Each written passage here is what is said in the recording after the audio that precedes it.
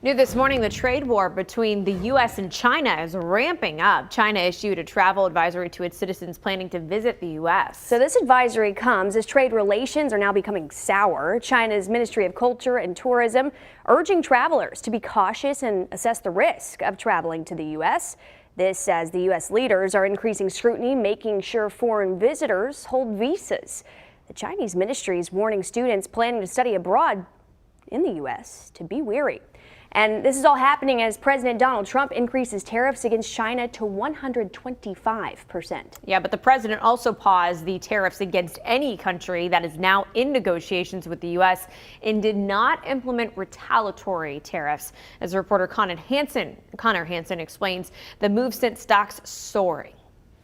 The White House says it will pause reciprocal tariffs for most countries for 90 days, backing away from a hardline stance that sent markets plummeting over the past week. The recent sell-off of U.S. bonds was sparking recession concerns. People were jumping a little bit out of line. They were getting yippy. Countries negotiating with the U.S. will still have a baseline 10% tariff. The exception, China, who had their tariff raised to 125% Wednesday. Trump ratcheting up the pressure on the major trading partner after Beijing responded with its own 84% tariff. I think President Xi is a very smart guy, and I think we'll end up making a very good deal for both. But, you know, we've been treated so badly for so many years.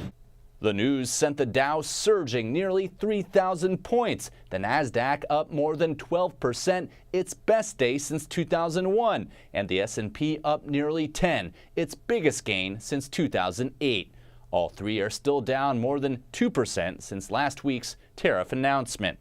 Despite the immediate relief, many are still hoping for long-term assurances. The White House's shifting tariff policy has left businesses guessing. Just the prospect of additional tariffs down the road, whether it's 90 days or not, is going to keep their prices up. In New York, Connor Hansen. Well, since the tariff pause, Goldman Sachs rescinded its forecast of recession. Earlier this week, the investment bank put the chance of a recession in the next 12 months at 45%. In the futures market, it is a mixed bag. The S&P fell this morning as well as the Dow, but the Nasdaq futures were up, and Asian and European markets are up as well. Coming up in the next half hour, we're going to take a look at how the tariffs are impacting the price of a new home and iPhones. Plus, we have more on how the tariffs will impact your wallet. That is all on actionnewsjax.com.